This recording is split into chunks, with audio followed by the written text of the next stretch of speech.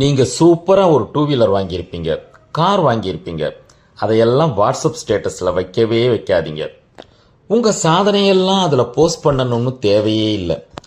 படிப்பில் gold medal வாங்கிட்டீங்களா, பெரிய வேலை கிடச்சிடுச்சா, அதெல்லாம் போஸ்ட் பண்ணணும்னு கை துருன்னு வரும். உங்கள் சொந்த பந்தமெல்லாம் அதை பார்க்கணும்னு தானே ஆசைப்படுறீங்க. உங்களுக்கு நெருக்கமானவங்க அதை பார்த்து அசந்து போகணும்னு தானே நினைக்கிறீங்க. கொஞ்சம் அடக்கி வாசிங்க.